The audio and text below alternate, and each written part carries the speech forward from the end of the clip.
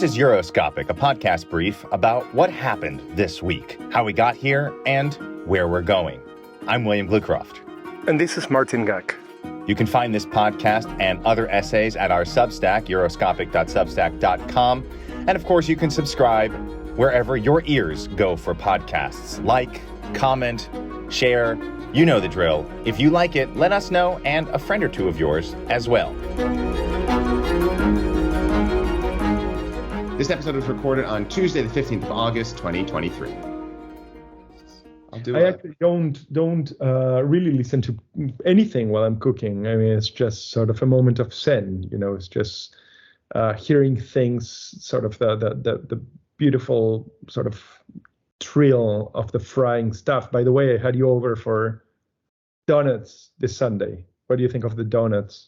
I think the donuts are the true breaking news story of the week in Europe.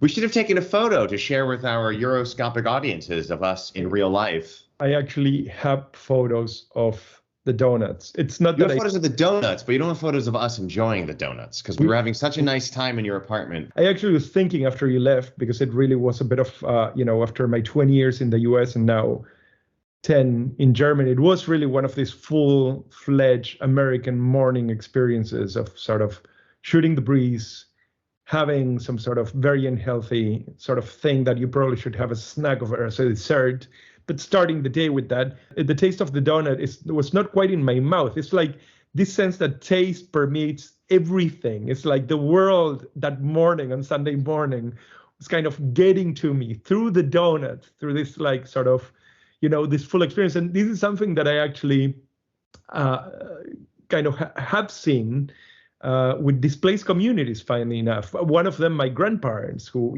my great-grandparents actually were Ukrainians and Moldovans, Jews that came to Argentina. And then, we had all of these sort of food traditions. Most sort of European ascended Argentinians, especially in Buenos Aires, actually do have that. That's why in the middle of summer for Christmas, we still eat very, very fatty foods that you would actually enjoy. Excellent.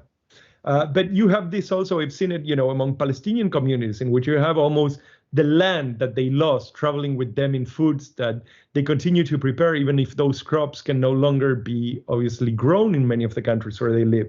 So there is something about this experience of having donuts, the communion around donuts together Sunday morning, which really was to me quite great in all of this. And props to your, I believe both your wife and your children decorated those. Yes, in fact, it was a request of my oldest kid to have donuts on Saturday, and we just had the conversation away from the mother because she would absolutely oppose. So she just walked into the kitchen to find a very, very large amount of donuts. There are, I think, 24 donuts that we pulled out of 3.5 cups of flour. And then he went on to spread different things of different colors on it, sort of like. They were truly a work of art and very delicious. And how many donuts do you think you consumed, Martin? I had 2, I think. I am fairly confident that over the weekend I had somewhere close to 10 donuts. Well, our bellies might be full of donuts, but definitely something that is not full is the media agenda. There's a massive, I think the whole of the donut is the media this week, which comes as no surprise because we are in the middle of August, and it's always just slow because anyone who is a newsmaker or a news teller is basically on vacation, and it really has no real interest in doing any real work, even if there are plenty of stories to go around. And that's basically our big story this week, which is how there's no big story, despite there being stories to talk about. And of course, a big one is migration at a number of levels. Also, quick snippets on Russia and Niger, von der Leyen on vacations. Of course, that following the vacation topic, that von der Leyen was vacationing with Mitsotakis. She apparently accepted a private trip to visit Mitsotakis in Crete. And von der Leyen is in a rather sticky position because, as a matter of fact, a lot of Mitsotakis' Nea Demokratia in Greece has really run a bit of a collision course with European values, and European institutions had been, particularly in Parliament, had been taking a close look at Greece and sort of the treatment of the free press.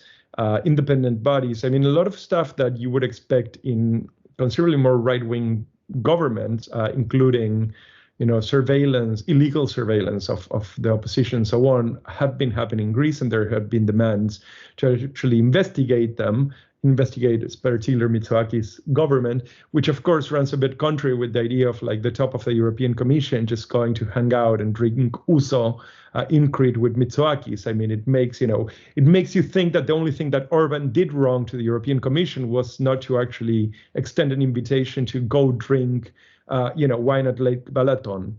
So Niger is still actually in the news.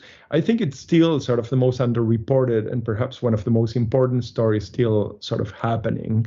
Right. It's one of those stories. It's getting reported. It is in the news. People are waking up to the fact, and they have over the last couple of weeks, that this is not some local story far away, but there are major geopolitical issues here. Of course, Russia warning ECOWAS, and ECOWAS really is just a stand-in for Western powers.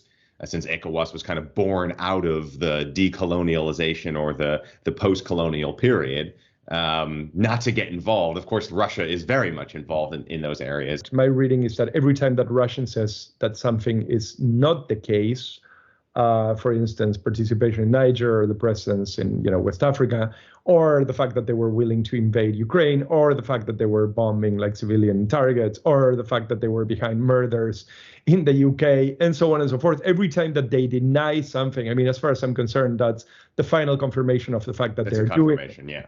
So I think that the interesting thing about the Russians warning ECOWAS was pretty much, don't come looking for us because we're there. This is potential a hotspot for a confrontation between either Russian proxies or Russian, say, friendly operators and Western friendly operators, not only repeating some of the patterns of the Cold War, but probably more important, helping to divert assets from countries that at this point would like to really just be concentrating on Ukraine. Speaking of the Cold War, we saw that story this week, or criticism this week, about how I won't say Russia friendly, but certainly lukewarm on supporting Ukraine Austria is. Germany always gets the flack for this because Germany is just such a bigger country and a bigger player and a major arms exporter. But there are lots of other countries in the European Union that are not super hot on towing the pro-Ukraine line. And I say Cold War because, of course, Vienna was famous for being sort of this weird neutral city that was running just where spies of all kinds on both sides of the Iron Curtain would run amok. And Austria still very much, in many formal and informal ways, kind of carries over this sense of neutrality, or the sense of not really taking sides and getting to fly under the radar, because although it's a rich country and right in the center of Europe, it is a small country and often is able to get away with things that, let's say, a larger country like Germany can't. Austria very often looks like the Hungary that we can tolerate, maybe because they eat schnitzels and they speak German and and so on. The Austro side of the Austro-Hungarian Empire. Right. Yeah, exactly. I mean, so that is the one that is just closer to the Bavarian border. The fact is that, even if you look at sort of the last couple of years, I mean, really 20 years of Austrian politics, they had also been dominated by either extremely reactionary forces, like Haida was back in the day, really one of the first fully bloomed far-right parties that became part of the political fold. You might remember Karen Kissin, who was the foreign minister of the previous Austrian government. She became famous, among other things, for dancing at her wedding with Putin, who came specially from Moscow to, dance with her, it seems. All of it very, very strange. But the fact, there was a report going on about a week and a half ago to 2 weeks ago that she actually had moved to Russia. You have a lot of political operators, a lot of politicians, some of them extremely prominent, like Schröder himself, who have very cozy relations, are very much embedded in the Russian economy, are very much beneficiaries of the Russian political system and the Russian sort of oligarchic distribution of money, and that then they turn out to also have massive amounts of power in their home countries. And I think if we take even a step further back, or look more broadly, beyond just the personal politics and the personal relationships between various European figures and Russian figures, people conveniently like to forget how intertwined Russia, that even to say Russia and Europe as if they're two different entities, I mean, is kind of ridiculous. Russia is part of Europe. Europe is part of Russia. The very idea of cutting off Europe geographically from Asia is fraught with all kinds of historical revisionism.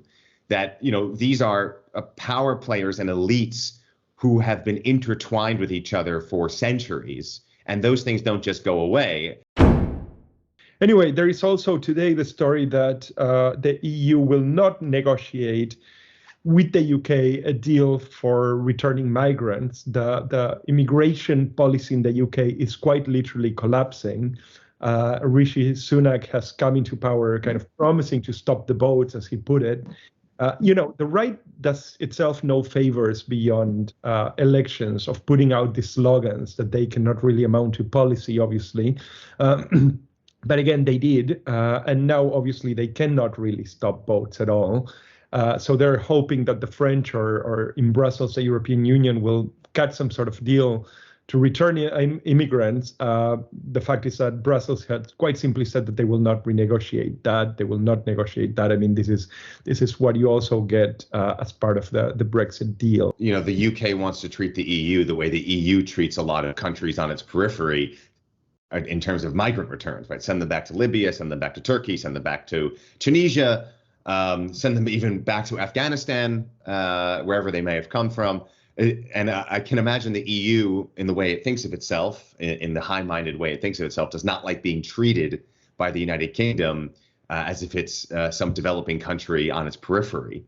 I found that rather ironic. Which brings us to our main story of the week, which is both the media hold, the media silence on all sorts of stories, and particularly around the question of migration, which continues to be sort of an ongoing and rolling disaster. And the summer has obviously underscored the necessity, both because of what we're just discussing, the British story, but because also the fact is that sinkings and people disappearing is happening week to week. As a matter of fact, since 2014 to the day, 30,000 people or thereabout have been calculated to have died in the Mediterranean. Right, which is a stunning number, and it's even more stunning when you realize that's an undercount, right? Because there's so many bodies at the bottom of the Mediterranean that will never be found.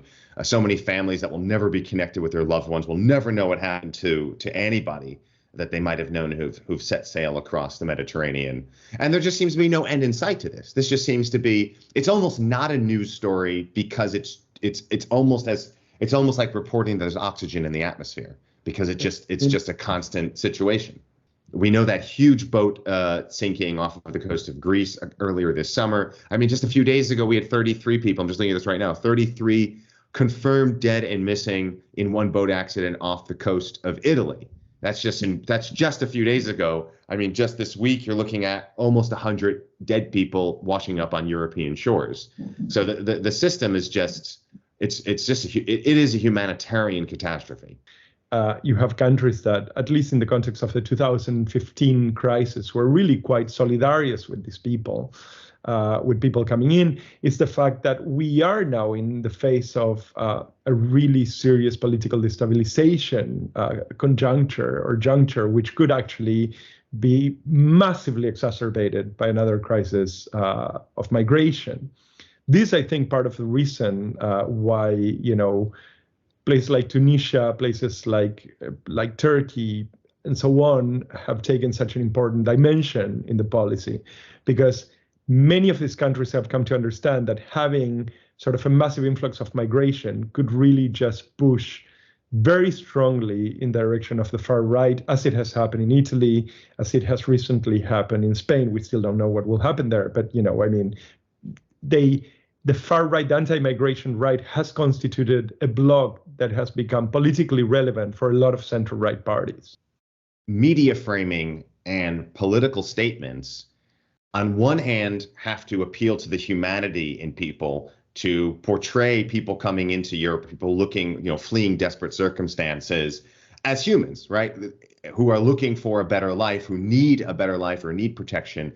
and safety. The problem is you end up the downside, an unintended consequence, sometimes an intended consequence, but often an unintended consequence in the media framing, is that you get a very two-dimensional understanding of who these people are.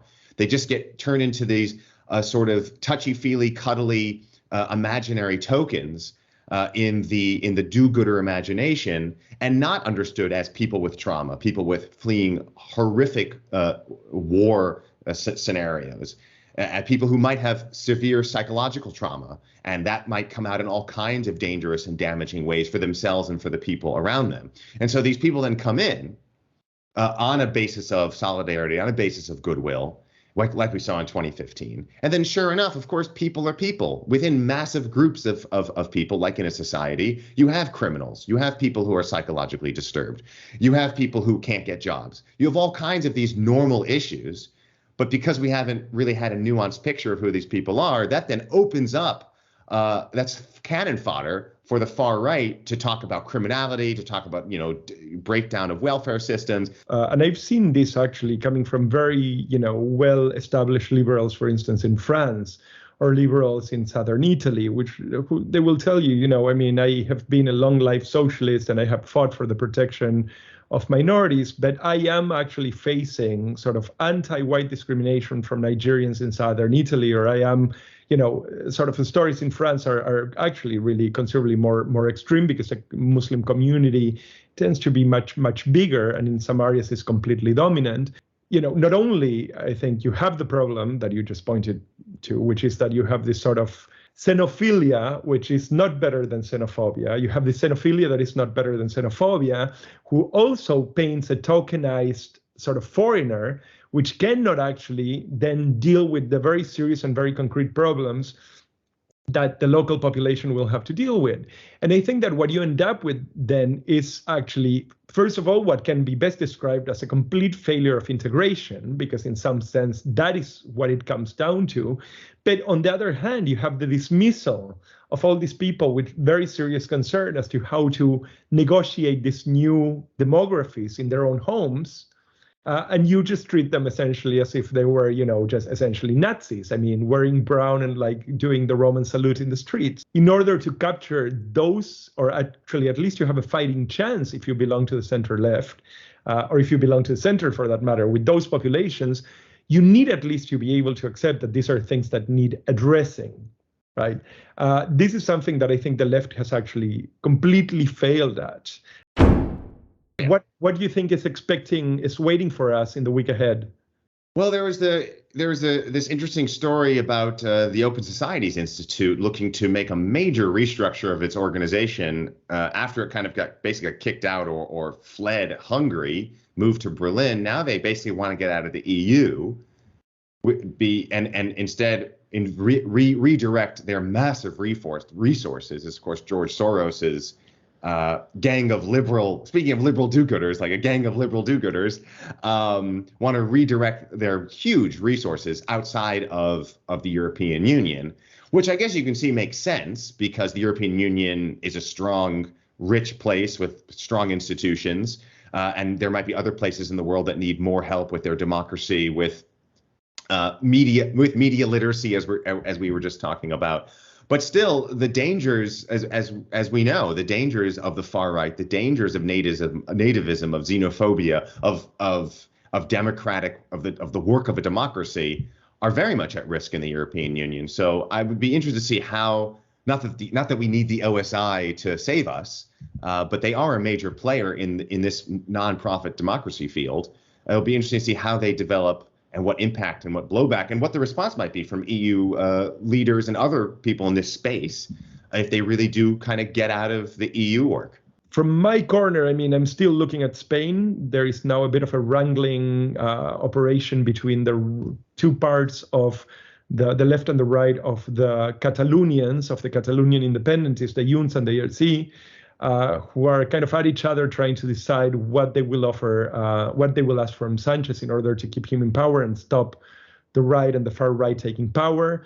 And by and large, I mean, I'm waiting to see if people finally make it back to Brussels and to Berlin from their vacation spots, Greece or Italy or wherever else.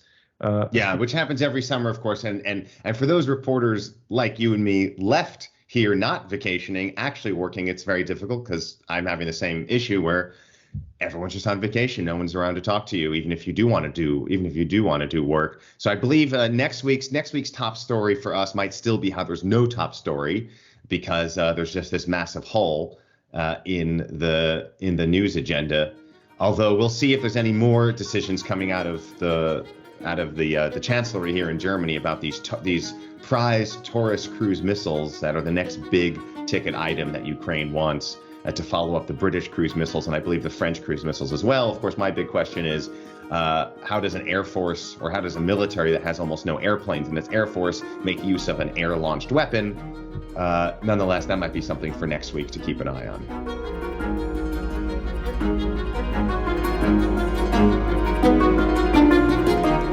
You've been listening to Euroscopic with William Bluecroft and Martin Gack, written by us, produced by us, and edited by me. If you liked what you heard, like us, subscribe to us, leave us a comment, tell us what you think, and share us with a friend. You can find us at Substack, that's euroscopic.substack.com, and our podcast wherever podcasts are heard.